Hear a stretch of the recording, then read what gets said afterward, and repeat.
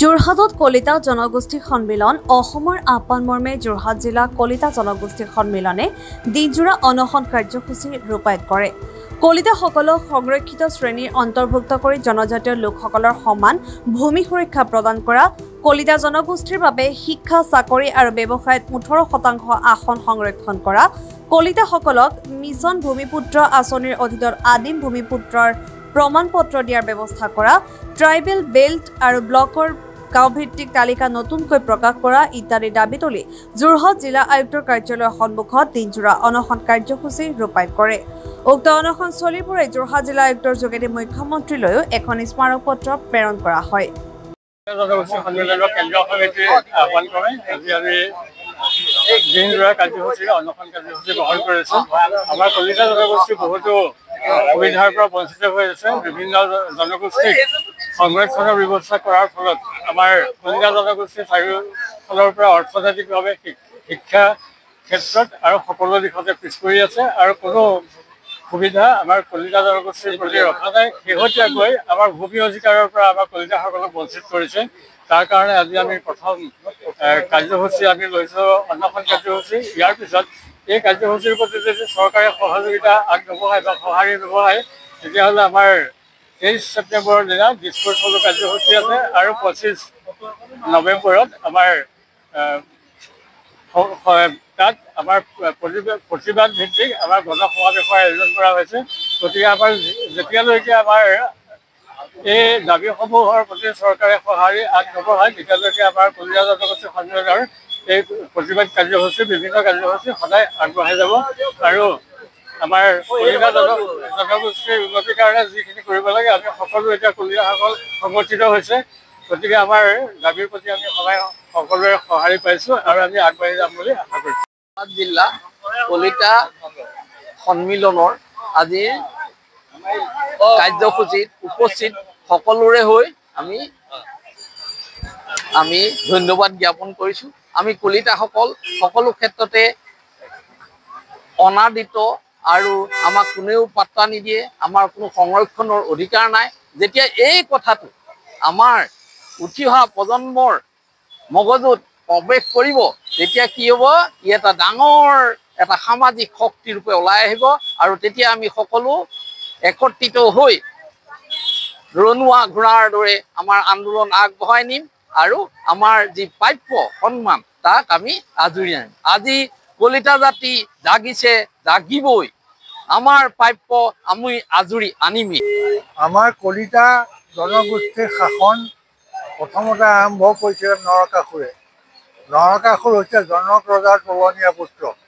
জনক ৰজাই নৰকাসুৰক লগত কিছুমান ক্ষেত্ৰীয় যোদ্ধা দি পেলাই অসমত ৰাজ্য শাসন কৰিবলৈ পঠিয়ালে। তেওঁ আহি প্ৰথমে অসমত পালে অষ্ট্ৰিক জনগোষ্ঠীৰ লোকসকলক। অষ্ট্ৰিক জনগোষ্ঠীৰ লোকসকল হৈছে খাচীয়াসকল। পিছত তেওঁলোকৰ লগত নৰকাসুৰৰ যুদ্ধ হ'ল। যুদ্ধত তেওঁলোকক হৰুৱালে, হৰুৱাই তেওঁলোকক পাহাৰলৈ খেলিলে। তাৰপিছত নৰকাসুৰে ৰাজত্বৰ পিছত তেখেতৰ পুত্ৰ ভগদত্তই শাসন কৰে। ভগদত্তই কুৰুক্ষেত্ৰৰ যুদ্ধত কৌৰৱৰ সপক্ষে যুদ্ধ কৰিবলৈ গৈছিল, ইয়াৰ পৰা 1000 হাতী লৈ। সেই কথা মহাভাৰতত উল্লেখ আছে। তাৰপিছত আমি গভৰ্ণমেণ্টক জনাব খুজিছোঁ, অসম এতিয়া ভাৰতবৰ্ষত সংবিধানত ৰিজাৰ্ভেশ্যন সৃষ্টি কৰিলে।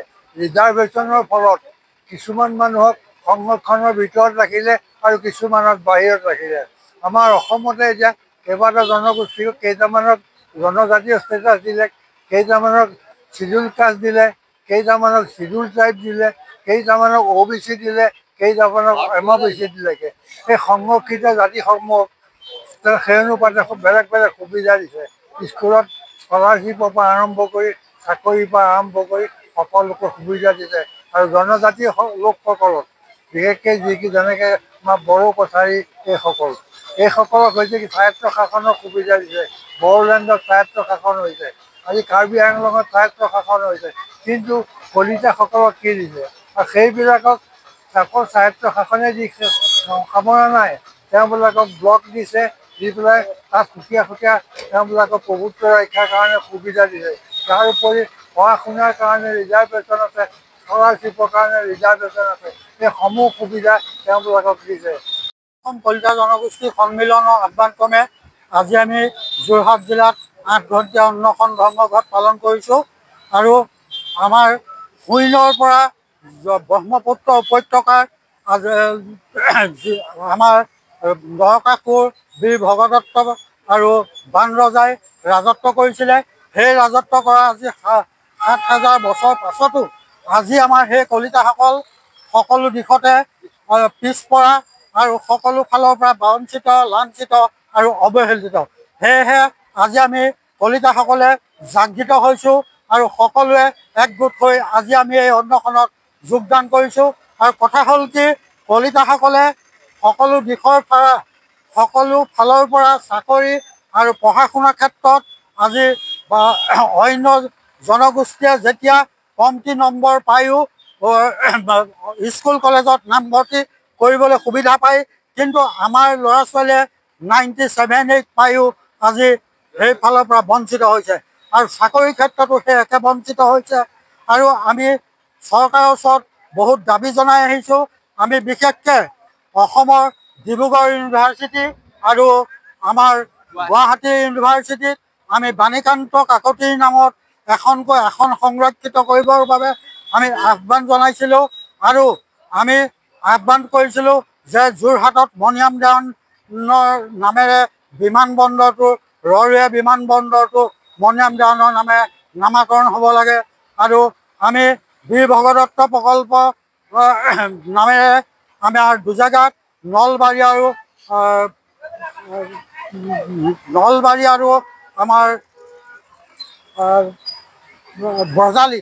বজালিত 210 বিঘাকৈ মাটি দি পেলাই আমাক বীৰ ভগদত্ত প্ৰকল্প আৰু পিঠু ৰজাৰ প্ৰকল্প বনাবৰ কাৰণে আমি চৰকাৰৰ ওচৰত 500 কোটি টকা কৈছোঁ, কিন্তু তাকো 1000 কোটি টকাৰ কথা আমি তেখেতক অসম চৰকাৰক কৈ আছোঁ, কিন্তু আজি পৰিমিত কৰা নাই। আৰু আমি আগত সৰ্বানন্দ সোণোৱালৰ দিনত আমি 7 বাৰকৈ আলোচনা কৰিছিলোঁ, কোনো ফল নধৰিলে, কিন্তু তাৰ পাছতো আমি এখন চৰকাৰৰ দিনতো আলোচনাৰ বাবে আমি বহুতবাৰ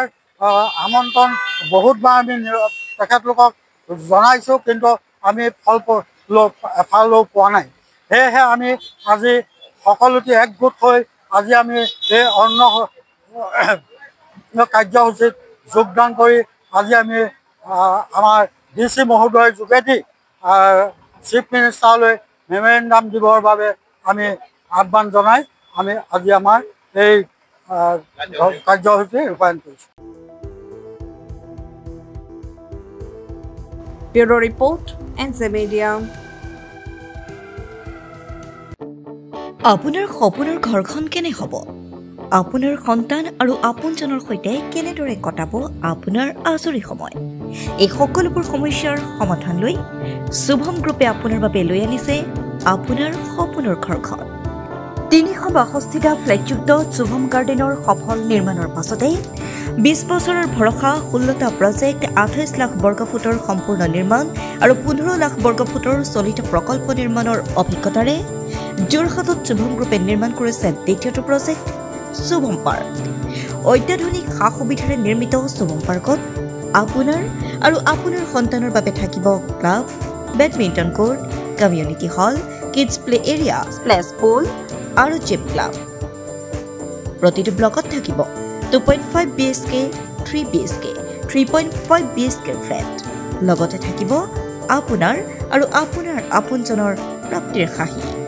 আজিয়ে বুক কৰক আপোনাৰ সপোনৰ ঘৰখন। যোগাযোগ কৰক 6003301010 নম্বৰত। আমাৰ ঠিকনা সোণাৰীগাঁও, তৰাজান, যোৰহাট 785001। 6000ৰো অধিক বাসিন্দাৰ ভৰসা শুভম গ্ৰুপ।